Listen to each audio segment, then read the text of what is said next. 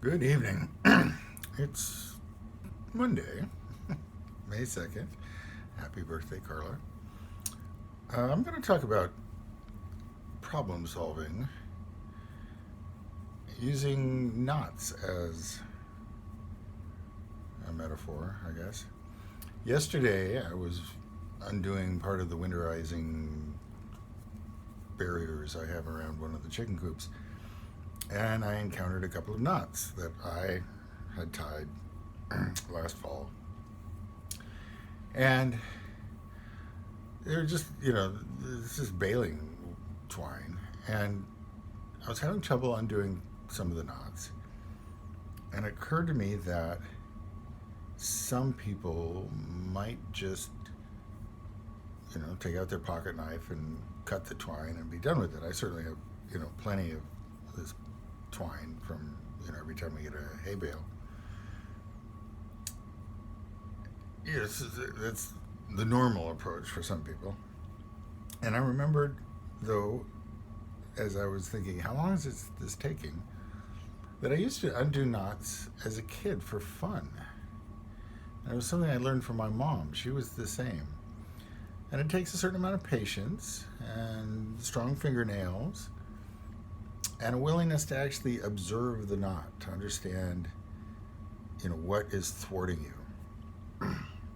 And of course, there's a huge variety of knots. I mean, and by that I don't mean the variety of the way the sailors do knots or the Boy Scouts do knots. I mean variety in terms of there are intentional knots and accidental knots, and knots that a stranger made and knots that you made a while ago, like the one I was dealing with, knots that were created accidentally. That's in when a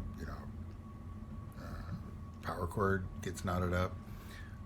Knots that are actually represented by multiple cords. This can be a big problem with our tents because we have, tent stake and a rope for each tent stake, and if those tent ropes get knotted up, it can take quite a while to undo it.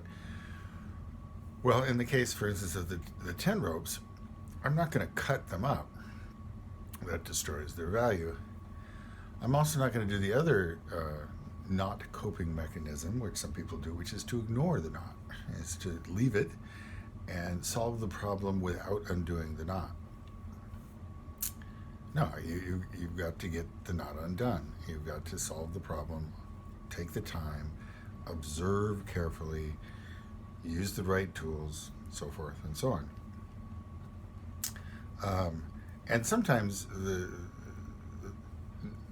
intentional knots can be solved if you have a little knowledge. So, okay, so this is a bowl, and we won't actually get into how it's structured, but, if you were trying to undo it, it's designed not to slip.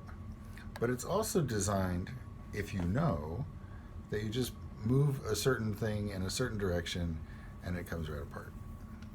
It's a good knot for climbing and so forth. Okay, so there's special knowledge that can help undoing a knot. And to some extent, there's sort of special proclivity. So, for instance, if you're not any good at undoing knots, you can hand the problem knot to someone who is. Okay, so knots. Well, the problem that's solving that goes into knots, untying knots, etc., is quite similar to all the problem solving you're going to do in your business or in your, if you're doing art as a business. There are going to be knotty problems. And, you can ignore them or you can work around them, where you just sort of avoid that issue by making other choices. You can get kind of savage and just sort of cut the whole situation apart, without caring if it does any damage one way or the other. You can work back how the knot was created so that in an intellectual way you know how to undo the knot. Or you can just stare at the knot and use your good fingernails and work it out and try things and keep trying things and so forth. Or you can associate with someone who is good at undoing those things. So what's that? 5 approaches. There are going to be problems. I mean, even in the age of Velcro shoes, we still encounter knots, especially the accidental ones.